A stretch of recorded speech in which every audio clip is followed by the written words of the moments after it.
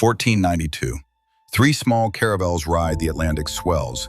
In the dark holds oak casks slosh with an inky red wine so potent that sailors joke it could outlast the ocean itself. They call the wine Toro, and some say there was so much of it aboard that one ship earned the nickname La Pinta, after an old Castilian measure for a cup of wine. Legend or not, Toro still tastes of that daring age, fierce, salt-stained, and born to travel. 2,000 years earlier, Roman settlers followed the river Duero inland, planting vines on its gravel banks for soldiers and merchants marching toward gold and tin. Those vines, thick-skinned, drought-hardy, became the ancestors of today's Tinta de Toro grape. The Romans prized Toro's natural strength, high alcohol, deep color, and a wild aroma of black fruit and dust. Qualities that, centuries later, would prove priceless on a rocking ship crossing the unknown sea. Jump to the Middle Ages. Castilian kings need tax revenue and loyal frontier towns. Toro receives royal charters allowing its wine to be sold when others are banned. A liquid passport that flows to courts from Burgos to Seville. Its fame grows as the wine that travels without spoiling, thanks to naturally heady 14 to 16% alcohol and fierce tannins. Enter Fray Diego de Deza, confessor to Queen Isabella and proud son of Toro. He urges Columbus to load casks from his homeland, wine sturdy enough to survive months in the tropics.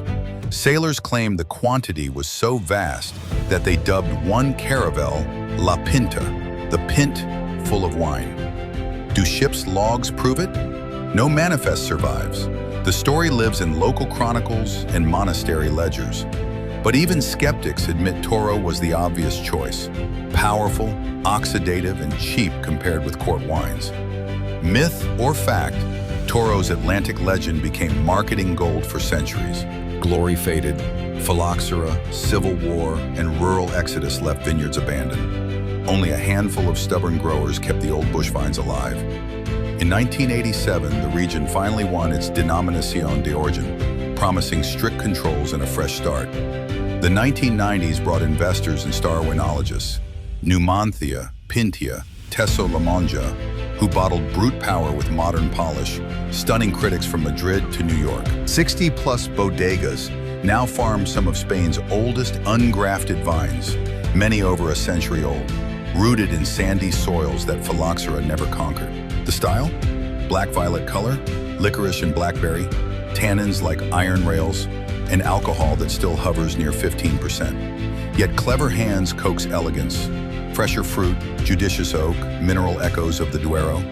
Exports boom as drinkers realize this once-forgotten bull of a wine can charge straight through a grilled steak or age gracefully for 2 decades. Whether or not Columbus truly toasted landfall with Toro, the wine embodies his voyage, rugged, resilient, unafraid of uncharted waters. Open a bottle and you taste empire, exile, and renaissance in a single sip. So next time you lift a glass of this dark Castilian red, ask yourself, are you drinking history, or is history drinking you? Have you ever tried a Toro? Drop your favorite producer in the comments. And subscribe for more wine legends that refuse to sink.